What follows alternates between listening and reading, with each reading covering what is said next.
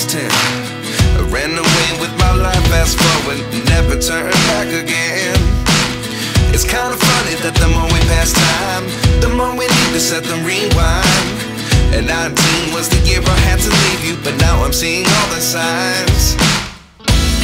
Is this really happening? I can't believe it's true. I'm just as surprised as you. Is this really happening? I can't be too sure, but one day I'll be yours again.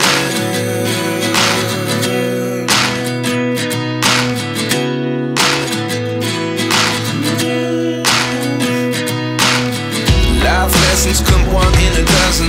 The other 11 give something from nothing. I sit here looking for an answer. Maybe the biggest. So, tatry namin kung ano pinagkaiba talaga dun sa Philippines saka dito sa Japan.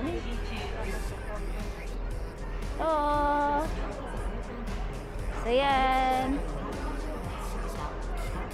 Pero sure yan, syempre mas masarap dito sa Japan kasi dito sila. So, ayan na. Wagyu. Kuha kaya ng number, wala ba?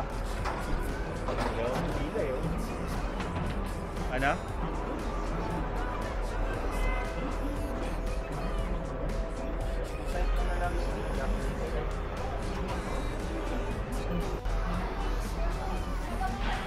Hello?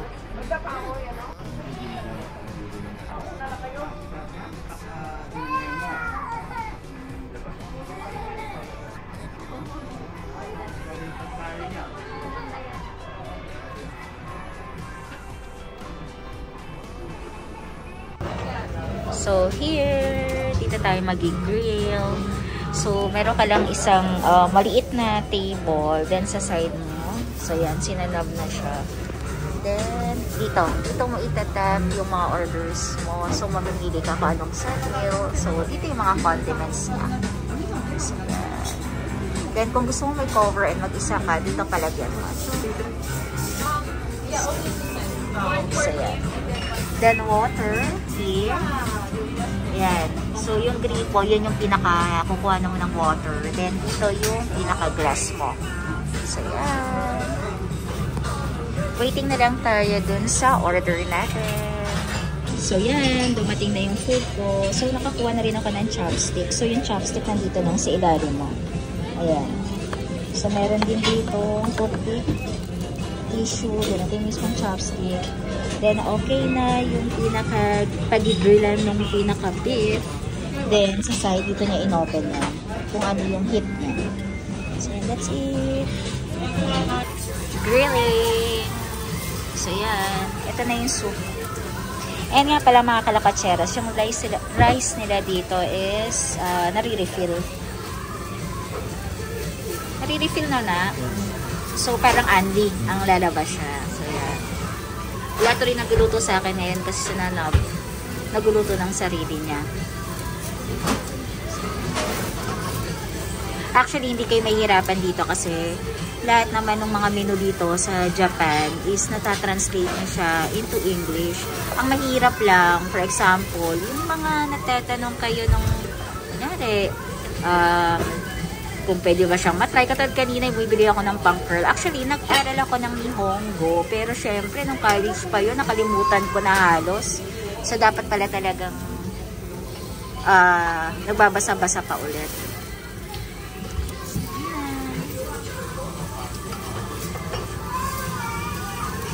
Kung gusto niya, lagyan niya na rin siya ng mga pepper. So, dito, kuha na lang kayo dito ng pepper. Yan. Yan, miso. Then, nagpalagyan ko ng konting garlic para dito sa ano ko. Yung pinakapagdidipan ko netong mga beef. Oh my God, lumalakas yung apoy. Kasi gusto ko kasi medyo, lutong-luto. Pero actually, dapat kahit hindi no. No? Manipis lang naman. Oo. Kasi manipis lang naman siya. I think it's, pwede na to na. No?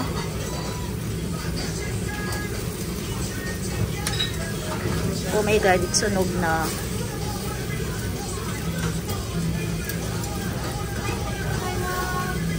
Yan. Too much. Kailangan kumain na.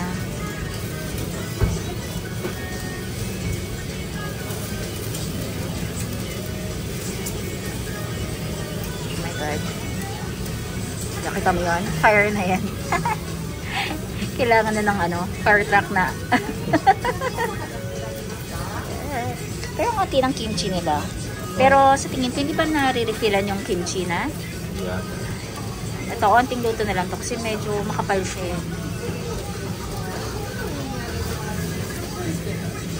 200 grams na to. So, in-order nga pala na yung mga kalakachels 200 grams. So, yun, depende kasi sa inyo kung ilang grams ang gusto nyo. Or pwede naman kayo magpa-add if ever. So, yun. Ito, medyo inaano ko na lang. Then, ready to eat na. Actually, ako nanghingi na ako ng spoon. So, yun, hiningan ako ni Nana para mas mabilis kumain. Okay naman mag-chopstick, pero para mas mabilis lang.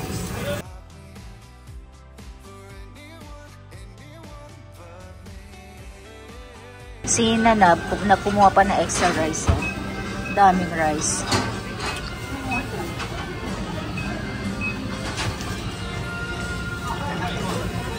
Sarap mga kalakachera sa atin na yan. Naubos ko na.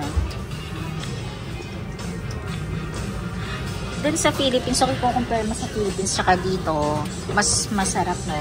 Mas manipis, tsaka mas malasa. Pero naman, yung nandun naman sa Manila na ganitong yakiniku live, mas masarap din naman no?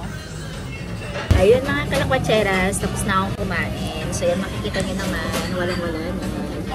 So yan, waitin na lang ako kay Nana para matapos siya kasi nag-refill siya ng rice. Kasi medyo marami pa siyang ulam. So yun, masarap. Kasi masarap, malasang-malasa. Yung pinaka-beef niya.